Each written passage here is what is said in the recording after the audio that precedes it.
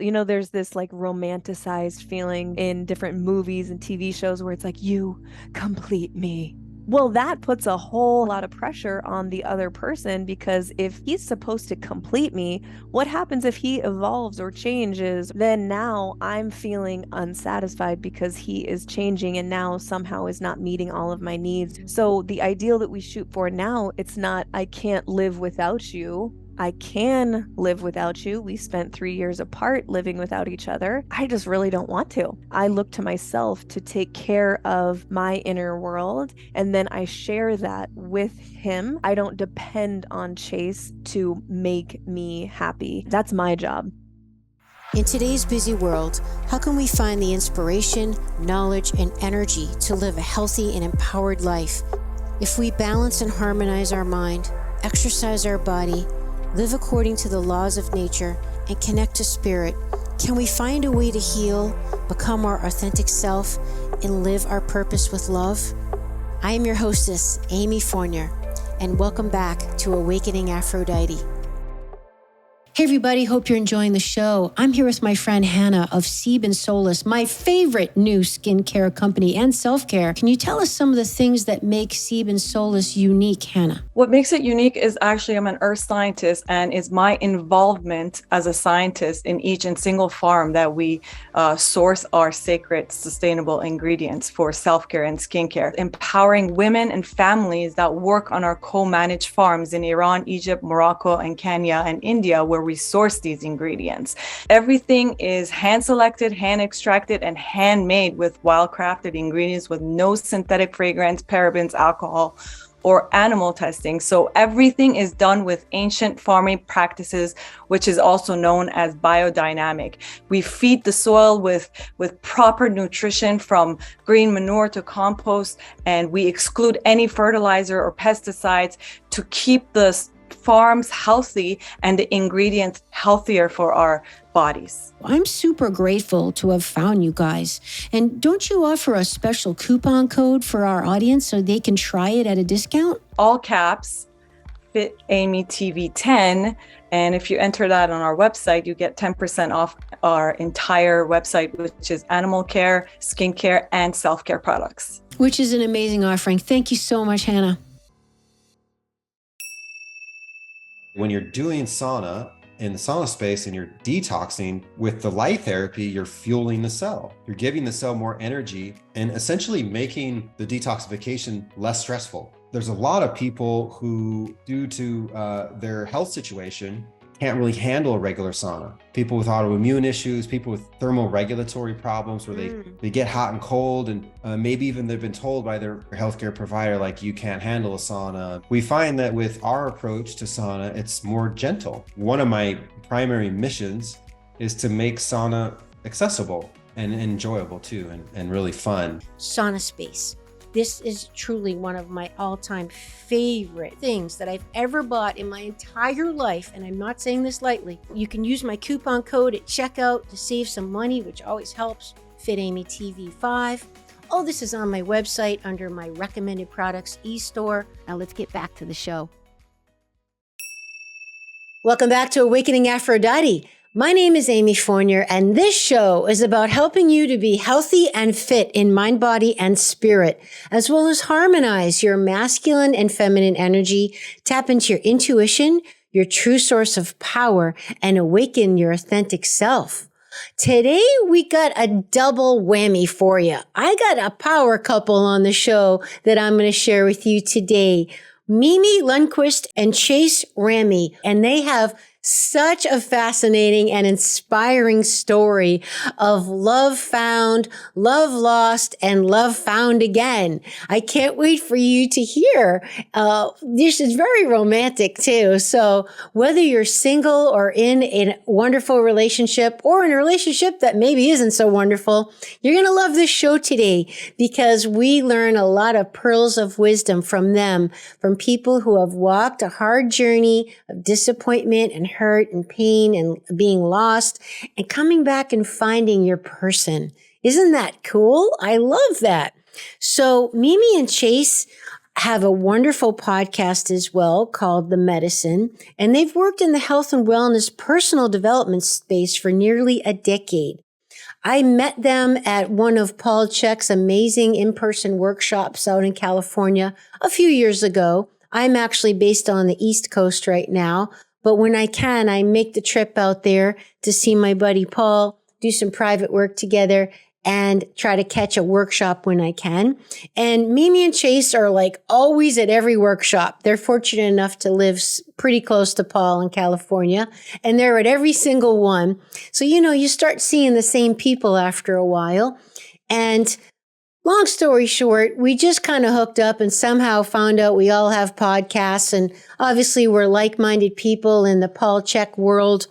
And what do you know? Got to have them on the show to share their amazing story and their amazing medicine, which is a great name for their podcast. So like I mentioned, they're childhood sweethearts who married in their early 20s, but ended up getting divorced and completely lived separate lives for 3 years before uniting as partners with a brand new look on relationship, love, the universe, God, and health. Now their mission is to spread around what they call the real medicine and to bring all of us closer to love, vitality, and purpose. Isn't that beautiful? So on the show today, we get into relationship dynamics and cultivating conscious relationships.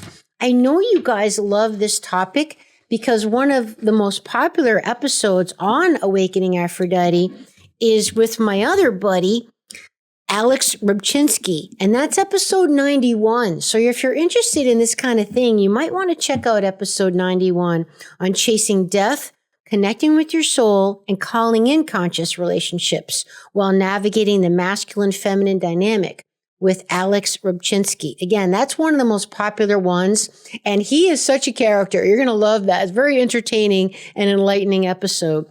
Another one of the episodes of the show that might interest you if you're interested in this area with relationships and basically having better ones with everybody in your life is to definitely look at the way you're communicating. And therefore, you might want to check out episode 72 with my fantastic guest, Waylon Myers. And we get into nonviolent communication. Connecting at the heart level, fostering better relationships, loving with detachment, and healing addictions with nonviolent communication expert Waylon Myers, who's a PhD. That's episode 72. So those two might really interest you. So some of the things we dive into today with Mimi and Chase include growing together versus growing apart, codependency, dependency, and interdependency in relationships, speaking truth with love and finding your voice, leaving space, and that whole concept of how you leave space for someone in a relationship without actually leaving the relationship, the courage to be vulnerable. And we talk about the thing behind the thing, developing a conscious relationship and how they came about doing that. And don't worry, calling in your person if you're single. We always got to cover all our bases on that. I can't wait to get into this episode. Please share with me what you think. Remember, the best way to support me in this show is to subscribe, send it over to somebody that you think it might help, and check out my e-store with all my favorite products because there's some coupon codes there for you, and it's kind of a win-win for everybody. All right, now let's join Mimi and Chase. And we're back, everybody. Welcome to the show, Mimi and Chase. I'm thrilled to finally be sitting down with you guys and have you guys here on Awakening Aphrodite. Thank you for having us. We are excited to chat with you today. So stoked to be here. Right? I know it was a long time coming. And like we were saying earlier, I know we all believe in divine timing. And I just know for sure that there was a reason why that was delayed. And so here we are. I'm going to start with my first question that you guys are probably familiar with. I'm going to ask each of you individually. What is something that you're enjoying very much in your lives right now that you love so much that you wish everybody else could be experiencing it as well? You want to go? I'm ready to go. Go for it. I love this question. Yeah. And it's cyclical and it changes, of course, which is one of the reasons I love it so much. We have been going on evening walks. Right now, sunset is roughly around the time of dinner time. And the sunlight in the morning protocol has gotten quite popular over the last few years, especially with like Andrew Huberman has really made it quite popular. And there's just so many benefits from morning sunlight exposure. But I think what's getting missed is like evening sunlight exposure as well.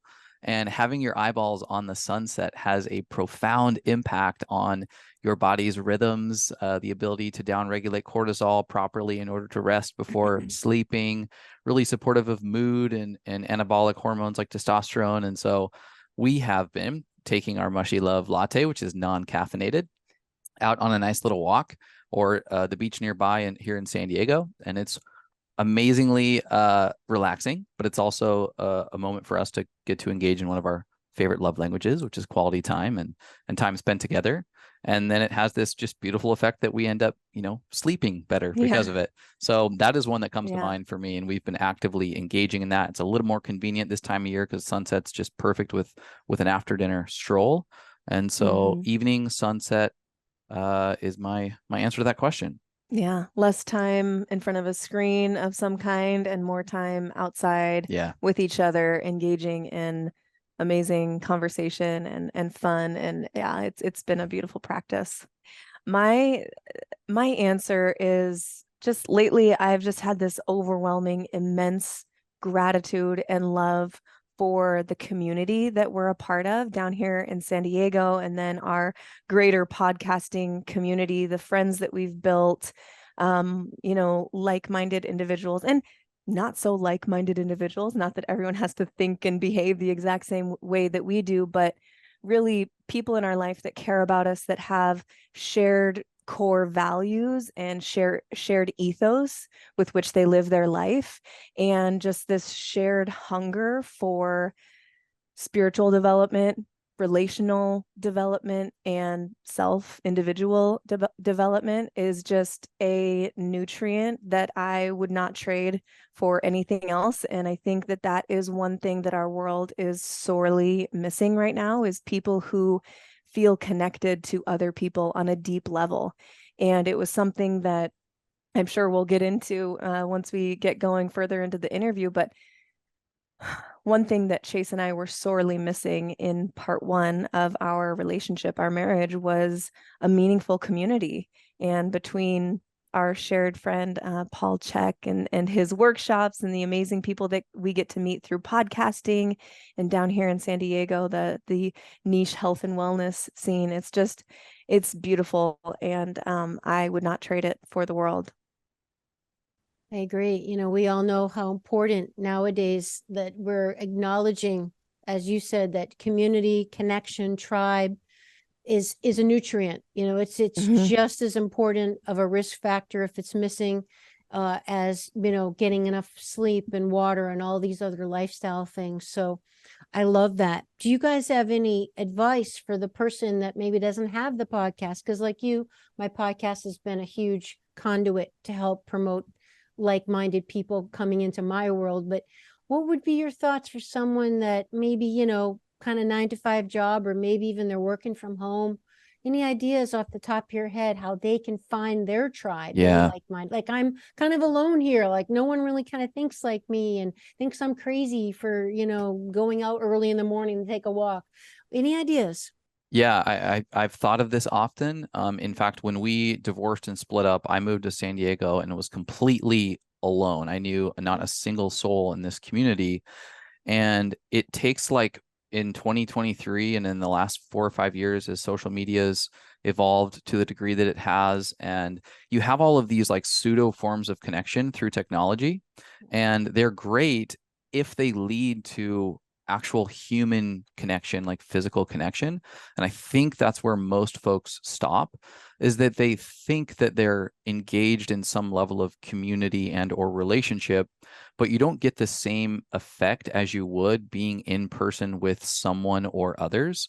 And so my encouragement to folks is that there are communities for your interests all over the place virtually.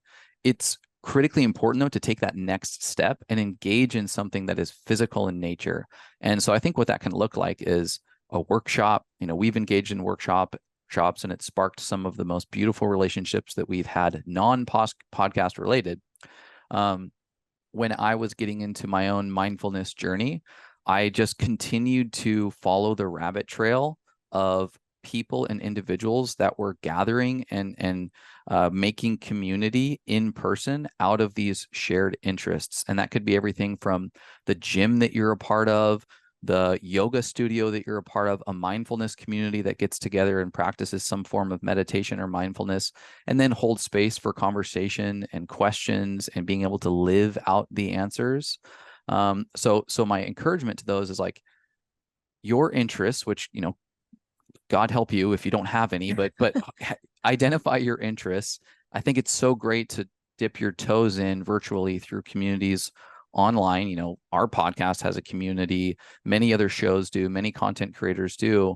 Spark up conversation only to then follow through with some level of physical commitment, whether that be a workshop, a gathering, meeting someone one-on-one that potentially you've engaged with online and done enough of the, you know, creepy validation checks to make sure that they're not someone who you may not want to meet with in person. But going to that extra effort to find somebody to connect with offline is just critically important in the world that we live in today, because you might think that you've got community, but you're not feeling the full bouquet of experience that you would get if you see them in person. Yeah, I would add to that.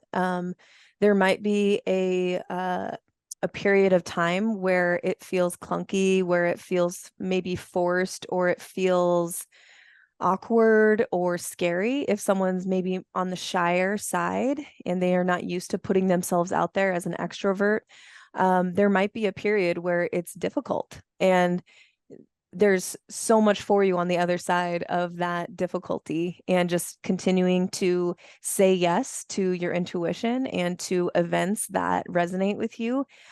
You have no idea how your life can change with just one event or one sign up, or, you know, just continuing to listen to your intuition and seeing what resonates with you, and continuing to say yes, knowing that there's going to be some duds. There's going to be some duds in there where you're like, oh, that wasn't really for me, but I'm glad I went and I tried. And then that is like, it's like a snowball effect where you have confidence to keep saying yes and to keep putting yourself out there, because chances are there's other people there that are in the same position you are, who are like looking to connect with people. And it takes us getting outside of our comfort zone and saying yes to our intuition. I totally agree. You know, it's funny that I'm just so grateful that we now realize that social connection is really a nutrient worth prioritizing, you know, because I know for me, it was something that was really missing in my life as well at one point. And it was some kind of exercise I did. I mean, God forbid, I think it was like a Tony Robbins course or something I went to, and we did the wheel of life, and we divided up, you know, all the pies, you know, one was finance, one was you know, health, one was whatever they are, right?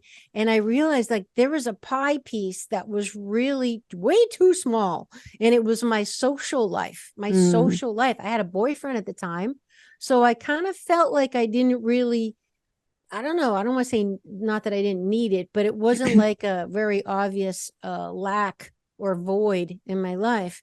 But little did I know it kind of was. And what happened was is when we don't get our needs met, they kind of seep into other areas discreetly, and we don't realize that it's something leaking into something else. Like we don't attribute it to really the real cause, the real void.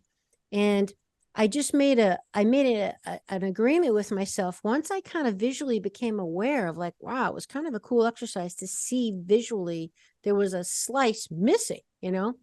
And all I did, Mimi, kind of to your point, is I just, you know, everyone's so busy, right? I just made a point once a month, I'm going to do something social and force myself to go. Because, you know, when it comes time to it, you're like, I don't want to go, or I don't feel like it, or I don't have time. You know, we tell ourselves all these stories. So I made that little deal with myself. And to bring it to today, now it's at the point where, I mean, this is just to help the audience maybe get ideas. Now what I do is I make sure once a week minimum, I reach out to a couple friends, like one or two, even if it's a quick text or whatever, a card or what, or, you know, even better in person, right? But that doesn't always happen. But I always make a point to have some component of a social contact more than work. Cause like you guys with our podcast, a lot of our work is kind of semi-social as well. And attending conferences with, you know, Paul or whomever, semi-social as well as work.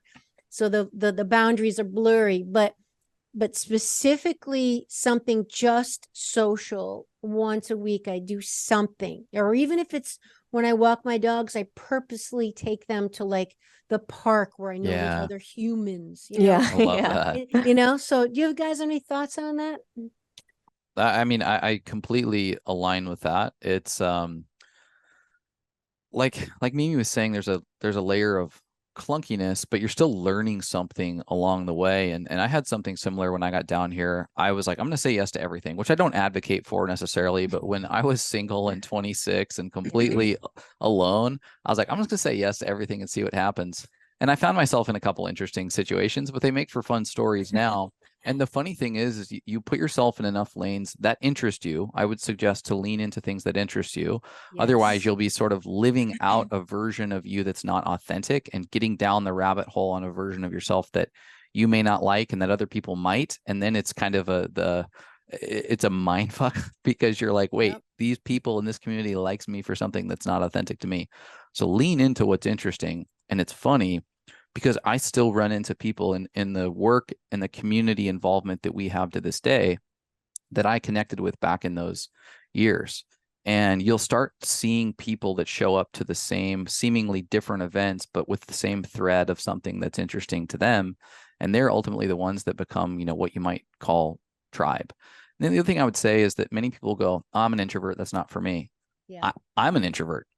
Introvert has been misclassified as antisocial, and I don't think that's the Mm. reality. We are social beings who thrive off community as a critical nutrient.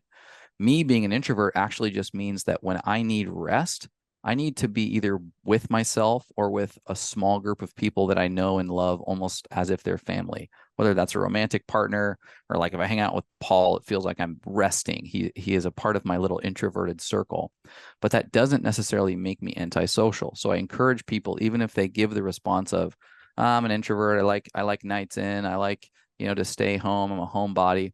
Great, that's where you can rest and restore, but there's still a separate nutrient that involves community and being social. And I encourage you to develop the tool in your tool belt that is the ability to build rapport with people, the ability to communicate yourself authentically, ask questions about others, Mhm. engage in positive, abundant conversation, because that is an entirely different realm than just being someone who is introverted or extroverted. Mm-hmm. I love it. And we're going to get into your amazing story of your relationship. But before we do, just to kind of close this point, I'd love to know your thoughts on a couple that's very happily married and very much connected and with a lot of fulfillment in your primary love relationship. But do you ever find yourselves having to force yourself to go outside the relationship because you're so fulfilled? You've got Mm. such a great connection. Has that ever been an issue for you guys? Like, okay, we have to get out more, honey, or we got to get with more people more. We love being alone. And plus you guys work together. Is that an issue at all? Or is that something that you have any advice for us to handle? Yeah, it's interesting. I don't think we've ever been asked this question before, but it's a great question because yes, we are very fulfilled by our relationship. We're best friends. We love being around each other. Quality time is one of our highest love languages. But it is still critically important for each one of us to feel like we have freedom to have individual friends. They can certainly overlap, you know, my friends can also be friends with Chase, but we allow each other, and allow isn't even the right word. It's like we encourage each other to have friendships and social meetups or events or whatever outside the relationship. Now, it just so happens that most of our social engagements are with each other together, but we certainly like very often I'm going to coffee with a girlfriend or going to play volleyball or going to the beach or whatever. And Chase is doing the same with a guy friend on the, very frequently. And so we encourage each other to have friendships outside the relationship. And that's not necessarily something that we had in part one of our relationship, which is drastically different. I think that before we were even like hesitant or whatever, we were resistant to like forming real bonds and friendships outside the relationship, which didn't actually it didn't actually feed or nourish our relationship. So in kind of an undermining way, you're actually creating more like codependency rather than interdependency, where we have separate friends and social events that we can go to anytime one of us feels like we want to.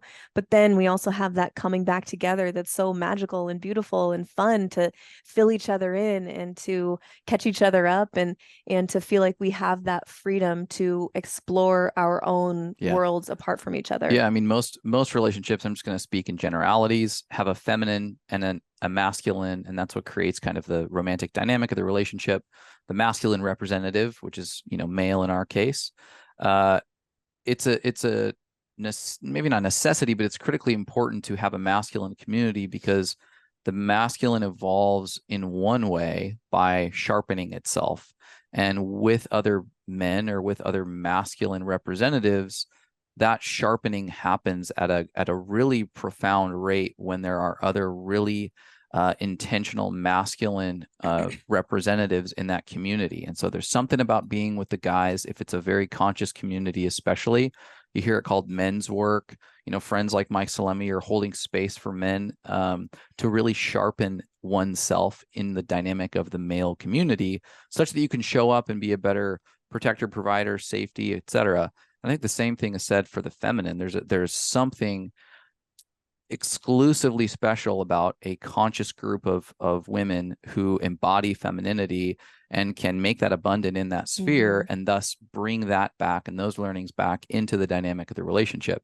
And so heavily encourage folks who are in that conscious relationship space to lean into those individual pursuits of sharpening and or just experiencing abundance of feminine love and energy, so that you can quite literally inject those back into the relationship and further continue, the purpose of leaning into consciousness. I'm so glad you brought that up, because that's a big part of my work, is bringing back these rites of passage that we've always had through all ancient times and cultures that are basically missing right now, and valuing same gender quality time together and the importance of doing that, and all the benefits of doing that. And that, in the olden days, women taught women how to be women. Men taught men how to be men. So that was just the way it was. And it seemed to work pretty good in that regard. So I'm grateful, like you guys are, that, this is starting to now come back, that we're acknowledging this is very important. And we have all these pseudo rites of passage that aren't really real, which obviously aren't accomplishing what we would like them to accomplish, because they're pseudo, right? They're not the real thing. So thank God for that. Yeah. All right. Yeah. Let's talk about the cat out of the bag, your amazing relationship journey. I don't know who wants to start. I mentioned it in the introduction, but would you just please give us the synopsis of this full circle, beautiful container that you guys have created?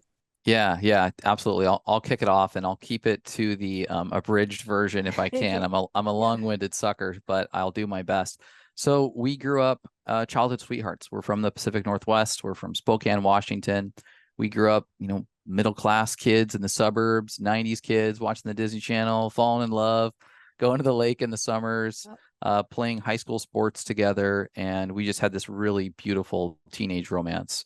Mimi was my first girlfriend, my first kiss as like a 16-year-old. And we just had an absolute blast. It was pure bliss and joy. And we grew up in the Christian community. It was an evangelical Christian community. Went to a Christian school, K through 12. So we were pretty involved in that realm. In that community, you are heavily encouraged prior to living together or moving in and starting a life together to get married. And we dated through high school, through college, and as we graduated college, it was pressured for sure. But at a young age, our early 20s, we decided to get married, as was the custom in that community. And so coming from this really beautiful childhood romance that was magical in every way, we jumped into adulthood and we put our adult pants on probably a little too soon. And so we get married in our early 20s. We moved to Seattle, Washington. I start my prior career. I spent about 10 years in finance and accounting. And so I was working at a huge firm. It was a great job opportunity out of college. But I hit the road and I was out every single week, Monday to Friday, traveling all over the country, doing various consultations and things of that nature. All while we're freshly married and in a brand new big city, coming from a smaller town. And slowly but surely, over the course of time, we found ourselves distant from that bliss, that joy, that childlike presence that was in the initiation of our relationship. Distant from the connection that we had as two partners, and much less husband and wife. We had both really gotten a distorted view of what health looked like. We grew up athletes, we grew up very active, and as we hit adult life, it just looked different. There wasn't time and place, and so we both kind of looked at ourselves and were like, damn it, we need to get healthy. And what that meant at that point in time was we need to fix the appearance that's showing up in the mirror, meaning we need to eat smoothies and salads in order to be as lean as humanly possible, right? And so, over the course of 2 to 3 years, we just slowly tunnel in separate directions, both of us manifesting this really unhealthy relationship with our physical well-being. We have no connection to spirituality. I leave Christianity in my early 20s, which causes another rift, not only between us, but between our family and the community that we came from. So there's coldness. It's ice cold in the relationship. We're 3 years into marriage. And my solution as the husband was we need to move. We need a new location. I've wanted to live in Southern California my whole life. And there's this opportunity with the firm to take a transfer, to take a big promotion down to Southern California. So I basically say, hey, this is the fix. Let's do this. Let's get out of here. And it was about 2 weeks before we were planning to move to Southern California that Mimi basically said, no, I'm not going. And I think we should separate. I'm going to stay here. I think you should go. And I think we need to separate at this time. Out of my bitterness, I said, fine, this is the worst decision you'll ever make. I bombed down to Southern California, started my life over, and we divorced within months. And I'll let you jump in here. Yeah. But we went our separate ways, thinking we would never see or talk to each other ever again. Yeah, it was pretty abrupt and cold on my part. I say sometimes that my soul was just dusty AF. I was so detached from any connection to my soul, to my center, was not balanced physically, mentally, emotionally, certainly in my relationship. We had zero tools for healthy communication. And we were really distant from ourselves individually and then obviously together. And in my mind, that unhappiness and that unfulfillment, the answer in my mind, the solution was, okay, well, maybe he's just not your person. You're not happy here. Get out of the relationship. And there was also some self-preservation going on my part because of how I contributed to the dysfunction in the relationship. It was like, well, I'm going to separate from him before he can hurt me or separate from me type of thing. And I was just I was a very, very much a shell of myself. So we separate, and I kind of give him this ultimatum, like, no, you need to go down to Southern California and I'm going to stay here and I need space.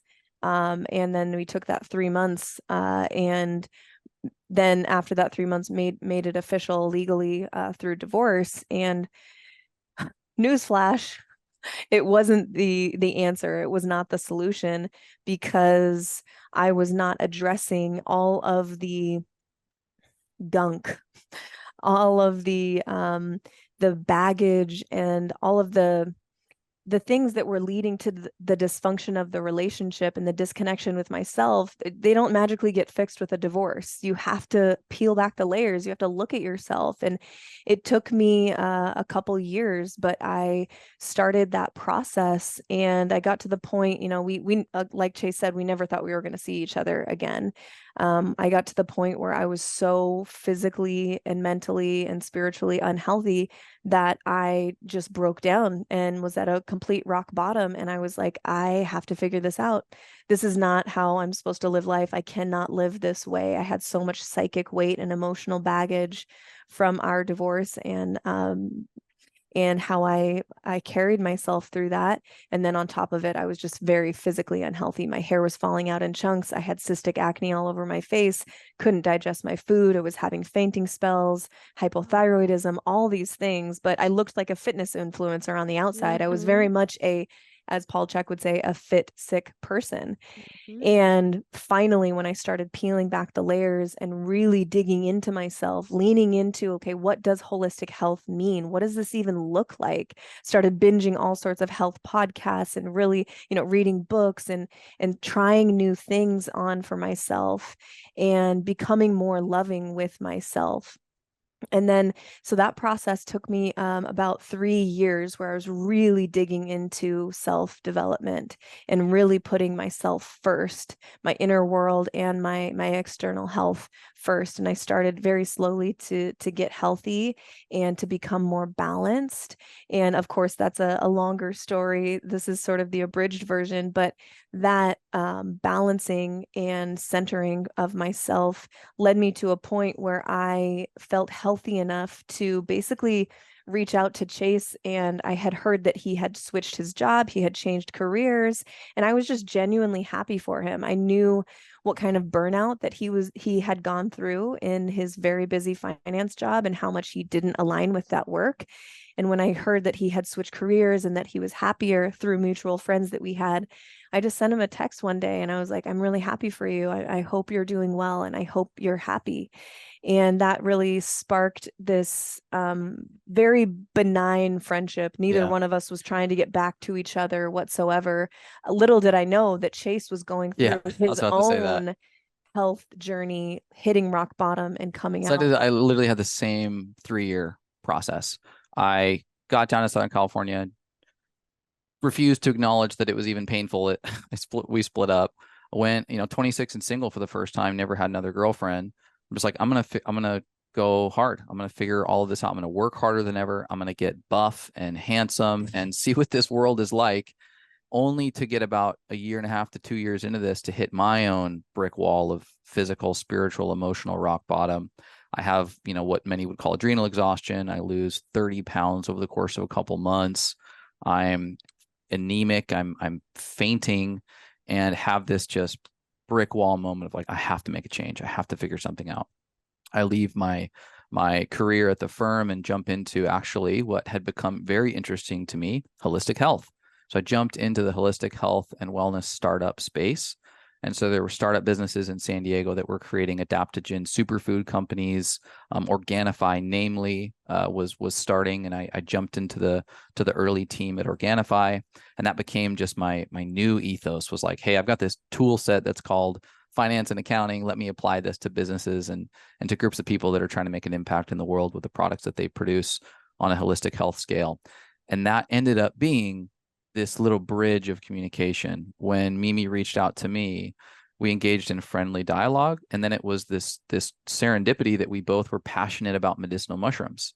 I had found medicinal mushrooms to be wildly healing for my adrenal exhaustion. She had been studying this very, very unique medicinal mushroom I'd never heard of called AHCC. And so we just started dorking out about mushrooms. And this goes on for months, where we just friendly about health, wellness, mindfulness, medicinal mushrooms, to the point that we agreed to meet up when I come home for the holidays. After 3 years of not seeing each other, 3 years not talking to each other outside of these more recent text messages. And we have coffee 3 years later. We just hit it off like best friends. It was just absolute chemistry. And 2 months later, we end up running into each other again at a wellness conference, big expo in Anaheim. And it was at that event where we spend days together. And on the second night we were there, we found ourselves in Megan's rental car, and we were just chatting. But we got into the shit, all the things that had happened in our divorce, in our relationship, and we were just sitting there, hearts wide open, saying, "I'm sorry, that I had no idea what I was doing. That I realized I hurt you, both of us." And I Just like, please forgive me. yeah. I had no idea what I was doing. And so that night, as I'm saying goodbye, just intuitively, it was just a soul expression. I grabbed her face, I stared at her in the eyes, and I kissed her. And I just said, "I love you." And after that, we didn't really know what the hell that was. But we continued to talk. And it was a couple months later that we were back together. And Mimi moved down to Southern California. We spent a summer together. We went to Burning Man 2019, and we kicked off what we call our part 2 to this relationship journey, which has included a podcast and medicinal mushroom supplements and a community that we've built. And it's been just the most wild roller coaster, beautiful thing I could have ever imagined.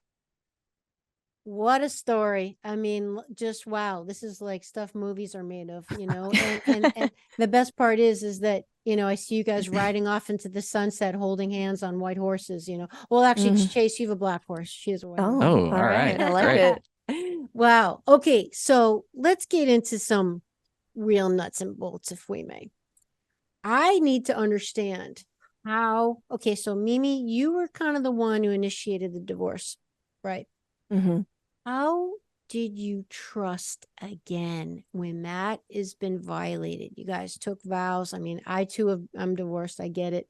And I actually, my last boyfriend, he was the second love of my life. I didn't marry him. We were going to get married, or at least that was kind of what everybody expected.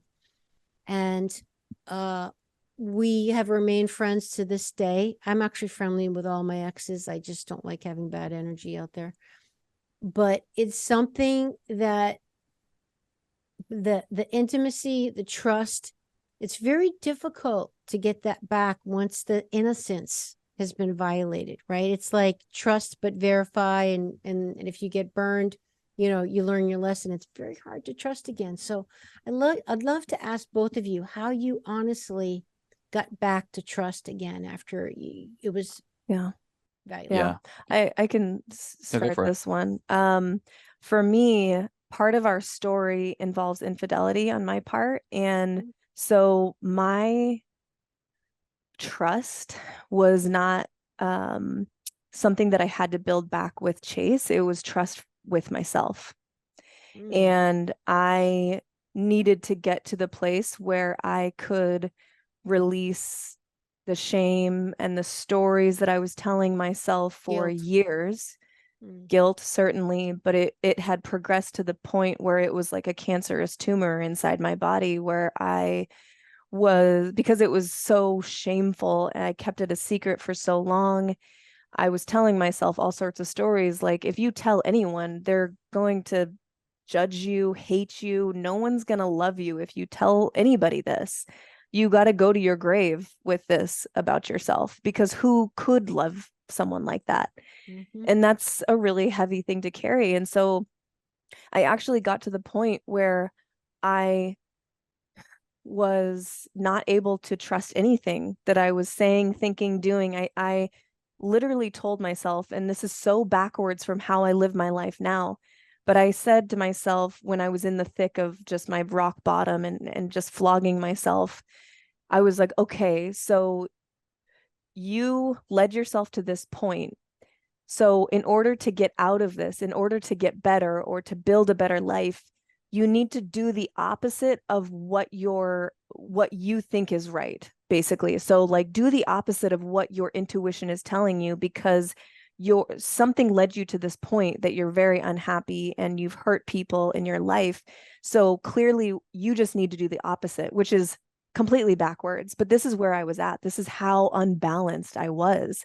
So really my journey with trust was getting back to a place where I could trust myself, where I was telling myself a new story, where I was releasing the shame, knowing that it is in fact a cancerous tumor if you carry that the rest of your life, or even just for years. And so slowly over time, telling myself a new story that no, you are lovable. Yes, you've done things that you're not proud of, that you're not going to do again. You've learned from, but this is not something that you can carry. So releasing that over time helped me build trust with my own intuition, such that I was following it more and more, and it was leading to really beautiful things in my life and leading to more fulfillment and balance. So that when Chase and I got to the point where we were even talking about reconciling or coming back together and reuniting, I had been following my intuition and able to trust it. So when my intuition, when my soul was telling me, like, no, this is your person, you are solely connected to this person, and this is the life for you. I had built trust with myself, and Chase has a completely different perspective, but my journey was trust with myself. Yeah, and I find myself almost defending Mimi because there were so many things upstream that led to what inevitably looks like on the surface the reason we got divorced. And I had a very short life of being bitter about the actual infidelity, because as I started to explore the work that I needed to do in myself, it became so apparent about the lack of safety and trust that I made as a part of my responsibility in the relationship. The dynamic inside the home was not safe, not trustworthy for Mimi to be able to bring anything into it such that I would know that things weren't great for her. I had compulsive habits. I had exercised too much. I ate like somebody who was way too concerned with calories and macros and that kind of feedback, these habits that were deteriorating. I worked too much. When they were presented, I shut them down. There was no safety for communication in our marriage. I was quite hostile, not directly at her, but pretty angry at the world. Maybe it was that period of time was when I was leaving Christianity. I was new in my career, and it was very challenging. And so I always chose the work. I always chose the fitness or the exercise, and it was never the health of the relationship. Had this assumption that because we were married, we'll figure out these things later. And so I had as much of a contributing factor to the deterioration as she did. And so just to say that is that for me, there was a huge level of ownership and responsibility that I stepped into and had to get comfortable with. And fortunately, this was all prior to us having any chance of reconciling. And so I had gotten to this really good spot without any assumption that we would be talking to each other ever again. And I was really fixed on forgiveness. I thought I needed to like forgive and move on. That's kind of the way that the world talks about things. Forgive and move on. And I got into this and realized that, man, I don't know how deep forgiveness actually is in the way that it's described in the world. And forgiveness is like there's this scoreboard between two human beings. And when you are forgiving someone, you're basically saying, all right, well, I'm going to decide to even the score. You're forgiven. We're starting back to zero. The scoreboard starts over. And as I got into this more and just thought about this more thoroughly, forgiveness is actually saying, fuck the scoreboard. There is no scoreboard. I'm not counting anymore. There's not this formulaic transactional response to evening the playing field.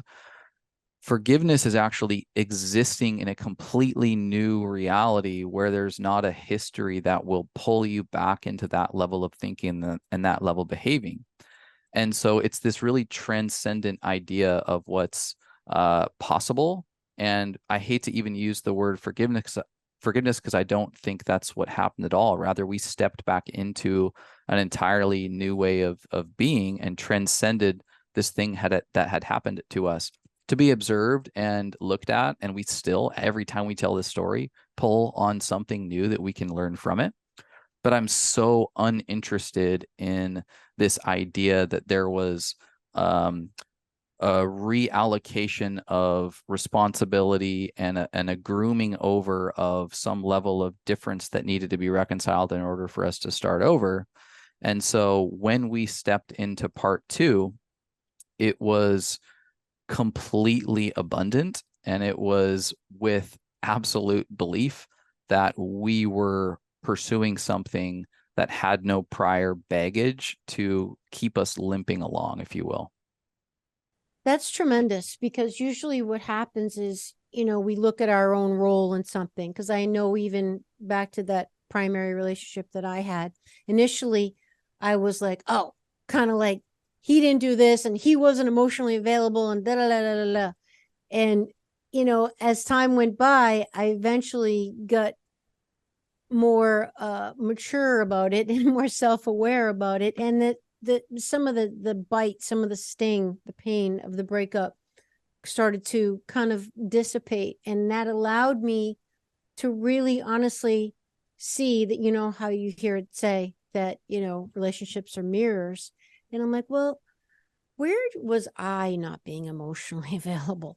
And what was it about me that attracted someone who wasn't really emotionally available? I mean, trust me, it was very intimate in very many ways, but truly, truly, to have the courage to be truly seen and intimate, intimacy into me see, that I didn't do that. I came up short, and I started to really soften that sting that I had, because although I initiated the breakup, it was still hard for me, because it was, any breakup is a death. It's a deep loss, especially something that's as serious as contemplating marriage or being married. And I had to, something happened in me that I realized that I was contributing it to. So that softened me and enabled me to go now to the new phase of the relationship, which is now a friendship. Am I hearing you right, Chase? Because I like how you're saying forgiveness is not a tit for tat. You're not keeping score, which people tend to do, right? Because Right. then you're not really letting it go when you're doing that, because you're still looking at the scoreboard. How did you actually do that though? Because that's hard to do. Yeah, it When is hard to do. how did you Well, really? one I would say time is your friend in Yeah, this case. yeah. So you go through enough of your own individual shit to realize that you have to take responsibility for your own life. So in that 3-year window, obviously I talked about my health brick wall, but I had enough relationships that were, far from fulfilling to start to realize that, man, there's something going on here where I'm contributing to them, that needs to be reflected upon. And so there was a lot of my own individual learning as far as like my responsibility for the breakup, which made it seem less of a wound, knowing that I was so responsible for it. And then the other thing is, like, I deeply love this woman. Like, I am and as I got further into mindfulness and spirituality, it was palpable, undeniable. I had gotten to the point where I was even saying to people, I have an ex-wife. We got divorced. It was painful, but I love her. And I would, if I heard that she was injured or something, I would drop everything and go help her. Her brothers were we grew up together, are still good friends of mine. And I would, continue to tell them, like, dude, I would, do anything for your sister. Or I deleted a lot of things, deleted a lot of pictures, a lot of memories. I took a picture of her on our honeymoon when she was laying asleep, no makeup on. It was just the most beautiful thing I've ever seen in my entire life. I took a picture of it, and I was scrolling through all my photos, deleting, and I could not delete this one. I just couldn't do it. And I still have it to this day, but I still had it throughout the entirety of our separation. And it was those types of things where I was like, damn it, dude, I really love this girl. I really, really love her on a deep level. And although I was unattached to us ever even talking again or having a relationship again, I knew that the best version of me for the rest of my life was going to be having placed her in a position where I could root for her and where I could love her, regardless of how she interacted with me from that point on. And so it was through, I thank God for the community that I was a part of. Some of the really incredible people in San Diego who were in kind of the mindfulness space. But I got into like a Joe Dispenza phase where I got into some of his protocols and his meditations, specifically with the intention of rewiring my default mode not to have any bitterness or disdain for our past, and rather get to this position where, one, I was hoping to stop think about her, because I was thinking about her all the time. I was dreaming about her, and I was like, dude, I'm ready to move on. And I looked at the route for doing so was by getting to a position where I could root for her, hope the best for her when I thought of her. So I went through this meditation protocol where I was, rewiring my default mode network, as the Joe Dispenza fans might be familiar with, to get to a place that whenever I thought of her, it was from a place of love, and it was from a place of really rooting for her and hoping that she was doing well, only to move on. Like, I got to the point where I fully moved on and I wasn't thinking about her, and I felt healed and I felt abundant, and I had a new trajectory on life, which is, of course, when she came back into my life, which is so nuts. But it's a host of things. And I think not to be underestimated is the fact that on a soul spiritual level, she is my person. And it was undeniable, regardless of what happened in the past, that we're on a path, at least in this incarnation, together. Yeah, I would just add to that. As we were reconciling, of course, we chose to have some difficult conversations around what broke down in our marriage, why I felt it was a good idea, or whatever at the time, what I was searching for, when I stepped out. And those conversations were not easy, but I was doing my absolute best to completely dissolve any ounce or shred of pride or ego or whatever that I maybe had been holding on to up until that point for myself. And I was committed to showing Chase with my words and my action and my open heart that I am in this. I am serious, to the point where I uprooted my life. I completely just took on another life and moved down to San Diego with you.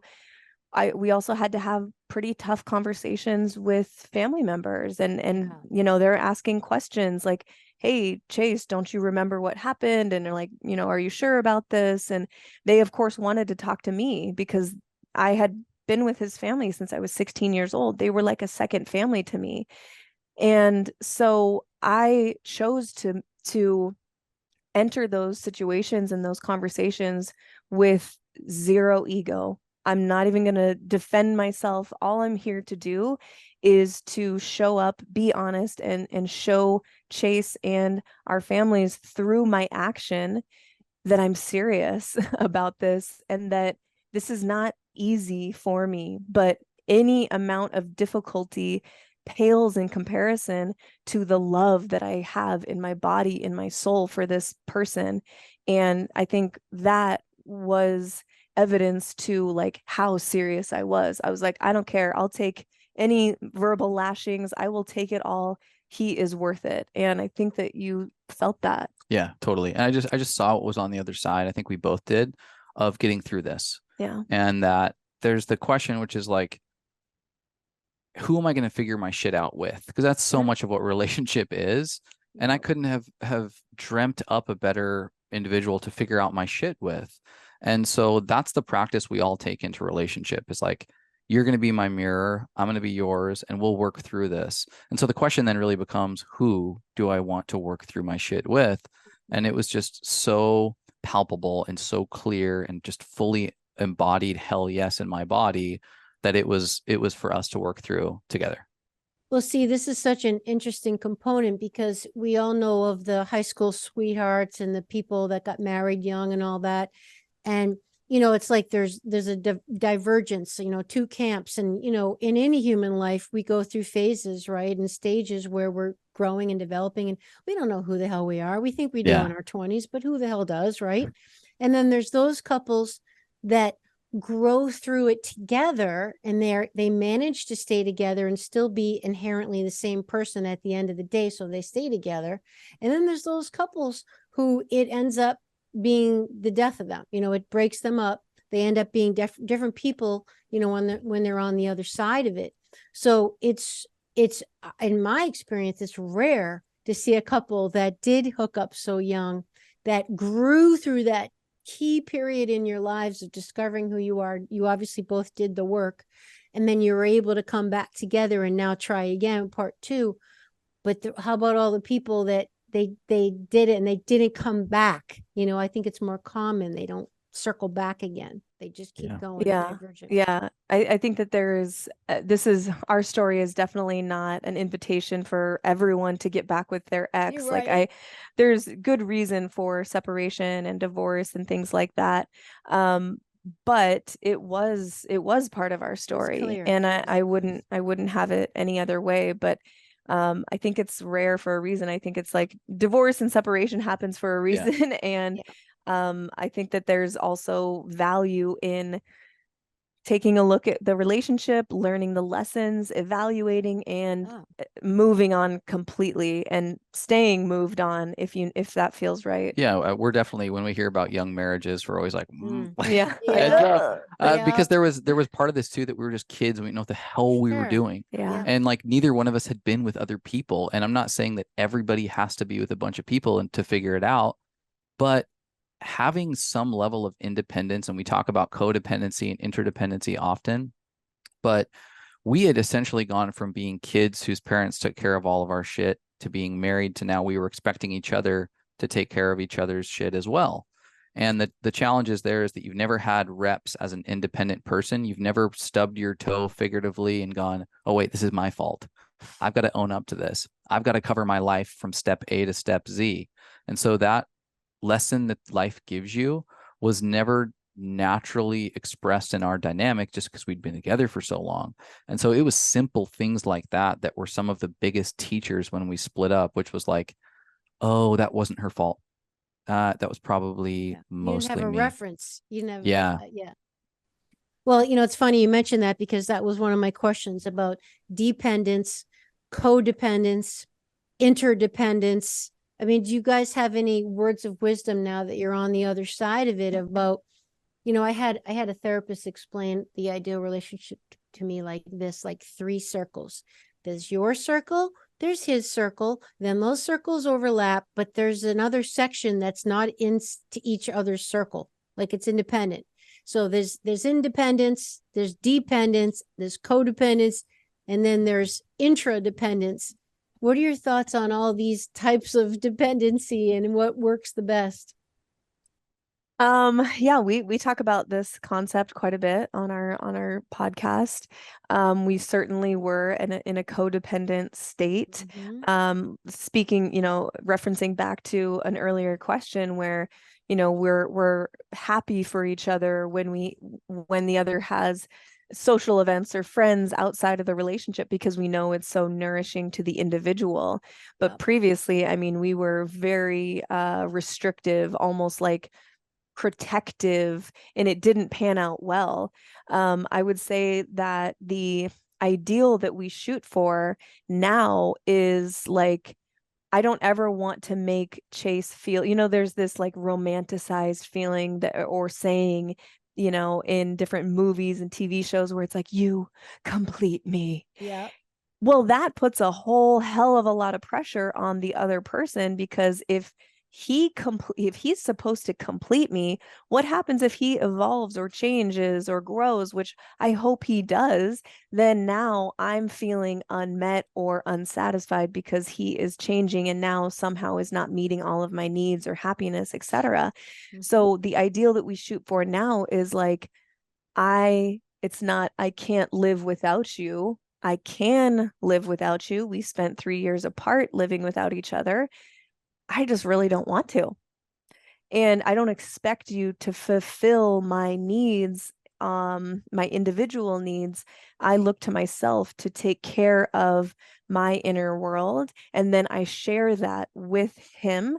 And it's nice when your partner, you know, adds to that with love and shared experiences and all of that. But I don't depend on Chase to make me happy.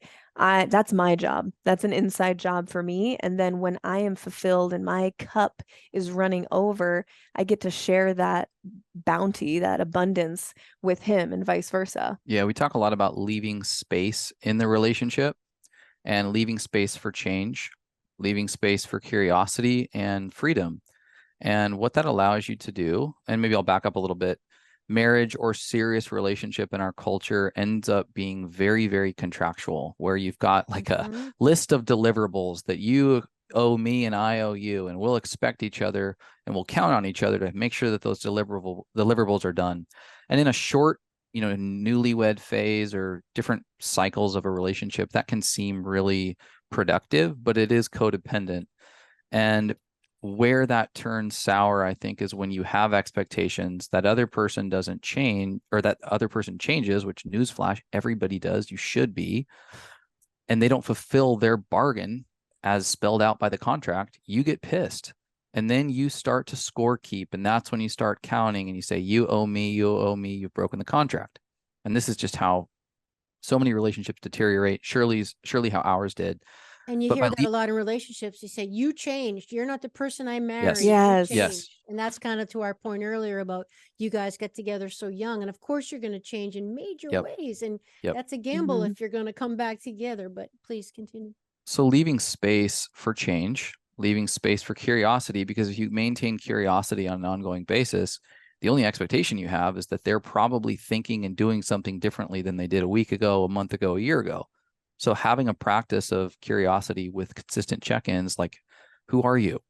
Yeah. What are Who you are into you today? What are you into? What are you thinking? Yeah. And then this layer of freedom.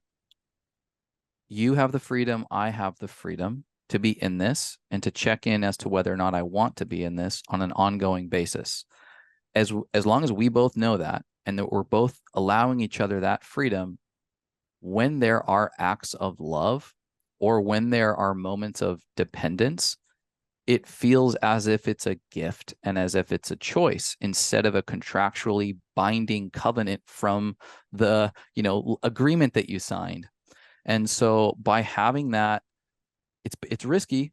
It's risky to say you have the freedom to leave me whenever you want. I have the freedom to leave you whenever you want. It is a little edgy, but as you continue to maintain curiosity, as you continue to pour love into that dynamic, those moments of where someone takes care of something for you, or those moments where someone contributes something to the relationship or to the family, it's from a place of love because they're not doing it out of obligation. It's a gift.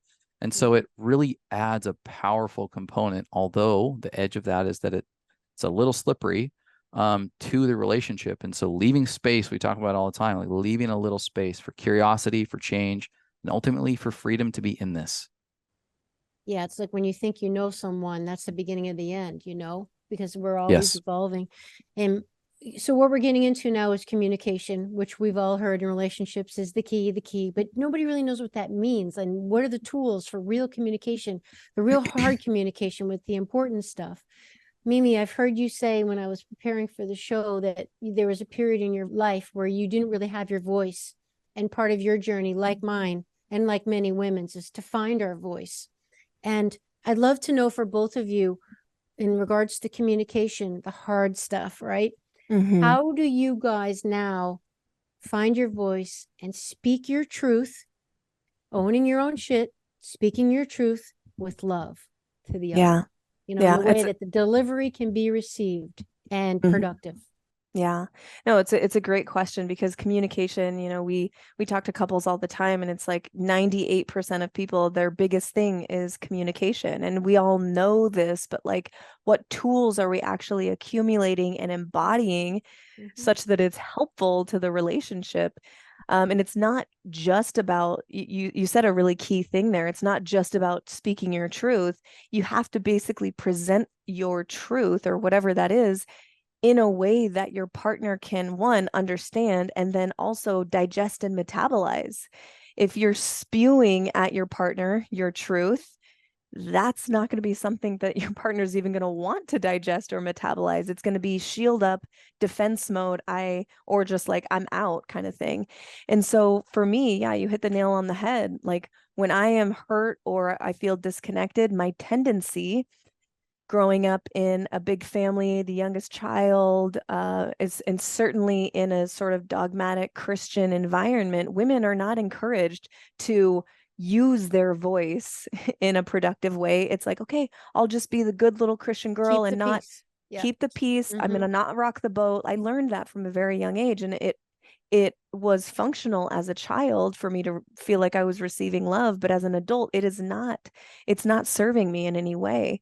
And so now in part two, I still, those tendencies still live in me. If Chase and I are having a charged conversation, or we're not seeing eye to eye on something, or my feelings are hurt for whatever reason, I feel that tendency rising up in me to just like, girl, just shut it down, suppress. You're going to sound silly or dumb, or this isn't even making sense. Like, you don't even know how you feel. How are you going to say this to him? And I silence that voice because I know what that mode leads to. It leads to part one outcomes, and I'm not interested in part one outcomes. Chase knows this about me, so when I have something on my heart and mind, he's really great at providing the space and safety, even if it is difficult for me, but I silence that voice and sometimes even start sentences with like, this is tough for me to try and articulate, but I am committed to sharing my heart with you because I'm committed to a heart wide open relationship. That's the only way that I can exist. So I almost give a disclaimer so he knows that whatever is following isn't so easy for me to verbalize, but I'm working through my own shit, making sure that he knows exactly what's on my heart and mind, because whatever it is, I know he would rather know than not know. Because when you don't know what your partner's going through or what they're thinking, that's a dangerous place to be in. And I'm not interested in that. So it starts with me kind of coaching myself through that. I don't have a problem with yelling, screaming, insulting, throwing things. Like, that's not me. That's not my nature. I have to find that higher version of myself that's like holding my hand and like, girl, you got this. You know how to do this. Just share your heart openly. And so what that looks like practically is I'm sharing my own experience, what I am experiencing in my body. It doesn't start with you statements. You did this to me. You're making me feel this way. You always, you never. That is not productive. And that's not something that your partner is going to be able to metabolize easily. What's easier is something like, okay, can I talk to you about something really important to me? So the story that I'm telling myself about XYZ is fill in the blank. Is any of that true? Or I'm having difficulty forming words around what I'm feeling, but this is what it's feeling like in my body. When you're not listening to me, or when you say something to me like this, I get really sad because it feels like I'm alone, or it feels like you're not respecting me. So I'm coming at the conversation from my own lived internal experience, and I'm allowing him the space to respond, with the statement of, is that true? Is any of that true? Then he has the space to respond and say, oh my gosh, no, or you misunderstood me, or yeah, actually I am feeling that, and let's talk about it. So I think that that's a really important distinction between part two communication now and how I showed up in part one was I just suppressed, or I waited till it got so bad where I erupted, and I was basically throwing daggers at Chase because I couldn't hold it in anymore. Neither one are effective or healthy. And this is such the common thing for the feminine, that I did the same thing. And that, it takes tremendous courage to truly be vulnerable. And the vulnerability state is the feminine state that so many of us didn't have a lot of mileage in, or really being in that truly vulnerable. And the thing with Chase's response is, even if, and I love how you gave us a literal example of how you would say something so uncomfortable. It's so valuable. Thank you. But Chase could have even just responded with care that you felt that way. So even if the masculine comes back at you, when he sees that you're struggling and that you're wanting to keep the intimacy, to keep the communication, even if it's not delivered perfectly, and the fact that maybe he did something that was misinterpreted and might have hurt you, the fact that he's going to respond with compassion is respect to your feminine heart, which will enable you to continue opening in spite of being so vulnerable. So the lesson for the masculine is, even if you don't respond perfectly, if you're responding at all to her, is the medicine. You know what I Yeah. mean? Yeah. That's the that's the gift. So chase That's the key is to Mhm. keep your heart open. The masculine in argument wants to turn it into a math equation. And so the words that are being said, they try to place in literal and rational frameworks. And then, and this is how I argue, like in the workplace, you know, and I would bring it back into my romantic relationship and try to have a charged conversation this way. And I'd be like, all right, let's lay out all the facts here. Let's put this into an orientation. This doesn't make sense. See, doesn't make sense what you're having to say. And what I've learned is that it's less about the fact pattern and more about the emotions that are coming out, and that those emotions are valid. They're always valid if they're expressed.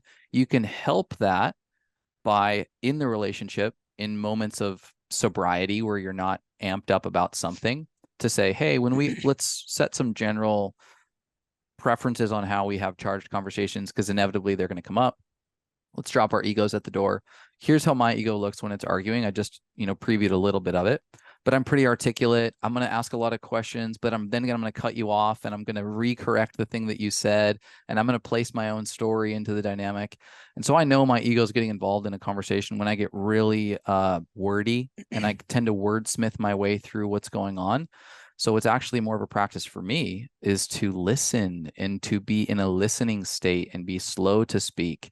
And so I find myself now where I'm like, okay, like biting my tongue, or just like trying to be really open and listen, repeat what she's having to say, and ask if that's what I'm hearing correctly, and things like that, so that I know that my ego's a little bit at the door. The other thing that's really helpful is, as you're in these charged conversation, to get to a place where you can talk about the high level themes of what's being communicated. We call it the thing behind the thing. So a lot of times arguments start really, really what seems to be dumb and meaningless. Like, there's laundry on the floor, you didn't do the dishes, you forgot that the kids had practice. And it actually has nothing to do with those literal things. And so we can bypass a lot of extra gunk in this argument if we can get to the thing behind the thing. And the thing behind the thing is that you didn't listen to me, and you haven't listened to me multiple times, which makes me feel like you don't respect me, which makes me feel like I'm not valued. Can we talk about value and how important that is to me? And then we can start to rationalize how the socks on the ground actually has a cord that's attached to value. And as a husband or as a partner, I value the shit out of you. And I am sorry if the freaking socks on the ground actually pulled on this cord for you that made you question whether or not I value you. I'm interested in you feeling valued, because that's what's true. The socks, if that's a representation of that, I'll figure it out. I'll clean it up or whatever. And so you can skip a lot of the noise of wasted, non-productive, charged conversation by getting to the thing behind the thing. So what I'm really hearing here, the bottom line is that you guys are in a very conscious, evolved, mature relationship, unlike most. So, but I know that most of us aspire to that. In that regard, I'm also hearing that, and I know this from my own relationships too, that you both people have to be willing to do the work. They both have to be willing to show up, own their own shit, have the hard conversations, be vulnerable, be seen, be intimate, try to be conscious and aware, not perfect, but at least try. So any lessons now that you're into this now about continuing on, how the rest of us can find, evolve, develop consciously in relationships?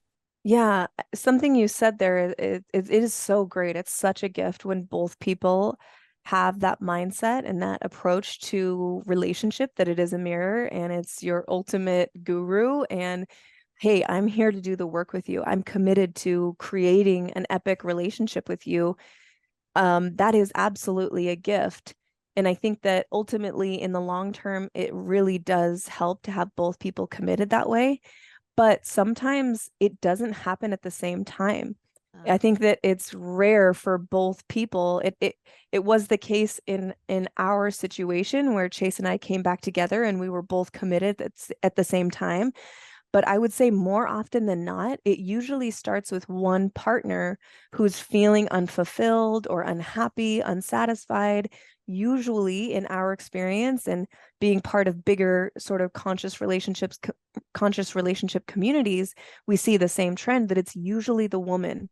Usually if she has a feminine essence, she's usually cued into sort of like a weather vane of the relationship. Hey, is the most love flowing between us? And she can usually feel it before he can. Not every case, but usually that's the case. And so to that, I would say, if you're feeling that and you are like looking for and like yearning for a deeper connection with your partner and you're ready to jump in and really do the work together, it may start with just one of you, and that's okay. Everyone has their individual paths. Everyone has their individual lessons to learn, and some of them can be learned, around the same time. But I would just encourage anyone who's at that place to jump in yourself and start doing the work yourself. Start embodying.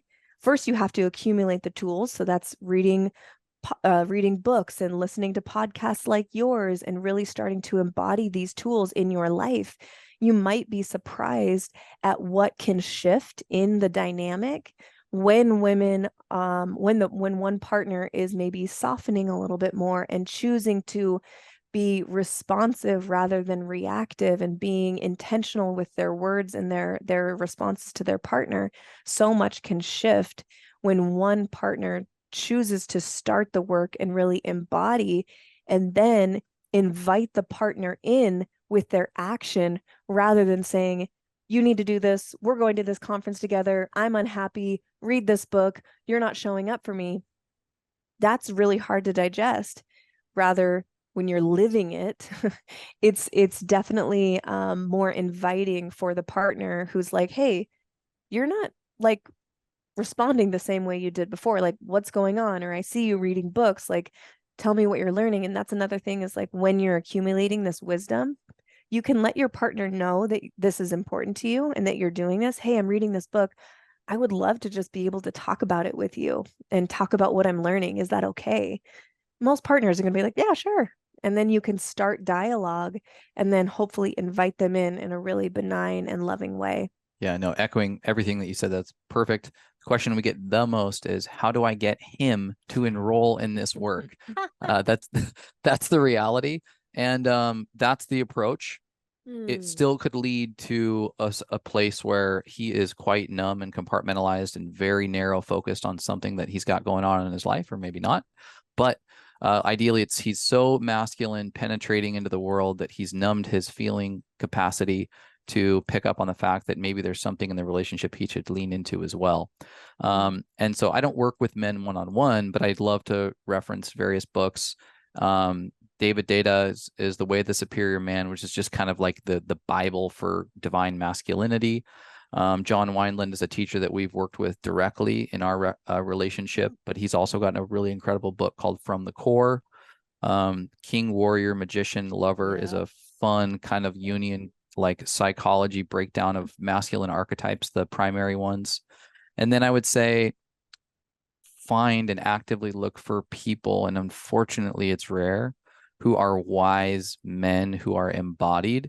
Paul Chek saved my soul because he is a unicorn of a divine masculine representative that can have a ton of passion and purpose and has muscles and is driven, but also knows how to play and is gentle and is loving. And they're rare. They're freaking unicorns out there. But a masculine can see an embodied, powerful, wise man and go, I want to do whatever they're doing. And that is more powerful than being lectured at. And so that's my little nudge to guys out there, is like, just be on the lookout for dudes who are fully embodied in that work. And there's enough of them in this wellness podcasting community that you should be able to find them. And I would say the same advice goes to the women. And that I say this all the time on my show, that, we are desperately in need of good role models, of strong warrior goddess women, that they hold their warrior energy, their mother bear energy, their Artemis energy, while also simultaneously holding their Gaia energy and their Kuan Yin energy, you know, that we need these role models, and particularly the wise elders. And I think they're now starting to step up, and like you said, Chase, our community is starting to kind of prop them up a little bit where they need to be, because God knows we're all looking for it, right? Right. Okay. So, all right. Last two questions. Any advice for the people that are single listening and saying, this is all lovely, but how do I call in my divine? So my person, like, I love how you guys refer to each other as that, you know, without a doubt, this is your person. How do we call in the person for those who don't have the person? It has to start with love for yourself. As corny of an answer as that is, you can only be loved to the extent that you love yourself. So start there. Become the person, or embody the tools and wisdom of the person that your person would be attracted to. Yeah. And if you take the advice that we talked about at the beginning, where you are putting yourself in situations, you are creating a community of like-minded individuals around your shared interests. So if you love rock climbing or whatever it is, if you love volleyball or CrossFit or whatever, lean into those activities and then keep your heart open while you are doing the work, and you will by default be putting yourself in front of and around people who have at least shared interests. And I think that's a really great place to start, is like, make sure you're doing the work on yourself, and you will be magnetic. Yeah. You will be magnetic. You won't have to actually like go looking, because sometimes when people are like on the hunt, it's almost like repulsive. Yeah, It's like, say that. Yep. are you like not okay enough that you need someone else to fulfill you? Rather, if you are leaning into life, you're leaning into yourself, you are proactively creating a life that you are absolutely lit up by, that energy is magnetic. And then it's like, hey, you're kind of like doing the same thing. Like, I love my life, you love your life. Like, you want to do it together? That'd be really fun. And it's magnetic, rather than like, I need you to come into my life, I need a husband like that. Sorry, ladies, that is repulsive. Be lit up by yourself and your own life, and that is magnetic. Yeah, the underrated combo is, because we oftentimes, traditional dating advice is like, you know, you got to work on you. You got to be able to love yourself so that others can love you. Or you just got to get out there. You know, you really got to get extroverted, and you really got to get out there and socialize and network. And they're cliches because they're true, but the combo of them is killer, because if you are actually deeper into knowing of who you are, authentic to who you are, and then you're going beyond the, you know, because a lot of times get to know yourself means I'm going to be a hermit for a while and do sort of a lot of self-reflection, but you're not quite out there. And so the combination of getting yourself out there into those lanes that we talked about earlier that are really authentically interesting to you, you will be magnetic. You'll be a representative of your authentic self. And thus that attraction will probably have a lot more satiation, a lot more fulfillment, because it's more fit with a version of you that is closer to, whether you want to call that your true nature, your highest self, or your soul's expression. But there'll be a likely match that feels genuine and authentic, because we have a practice of going out with our masks on, and going out with the version that I want people to see, but may not be indicative of who I really am. So the combination of those two, I think, is just like really powerful for people who are just looking for that like really strong romantic connection, or your person or your partner. Such great advice. And I love how it really not only is true, but it's practical. And, you know, it's just true. Just right on the money. I love it. Now, are you guys doing coaching? Because there's so much relationship wisdom that you have to share. So please share with the audience what you're offering other than your amazing podcast. Yeah, so we have a podcast, the Medicin podcast, and we talk a lot about conscious relationships. So if anyone enjoyed this conversation. There's plenty more on the Medicin. We talk about conscious relationship and intentional partnership, but we also talk about holistic health. We talk about spirituality. And so we talk about the tools that have helped us along the way and are currently helping us. And we don't coach couples in relationship, but honestly, like the podcast, there's a lot available there. We do actually have a new feature on our podcast where people can go to a specific link, and it's linked in our podcast shows, where you can actually record yourself asking a question. So if you have a question for us, you can ask us, and we include those questions in our episodes, and then we answer those questions. So that's basically like free counseling on the Medicin. And then the other offering from me specifically is I'm currently about to launch a program called Clear and Free with Dr. Nathan Riley, who I know you know well. And this is an offering. Yeah, I listened to that episode. This is an offering meant to help and support women who are navigating HPV, human papillomavirus.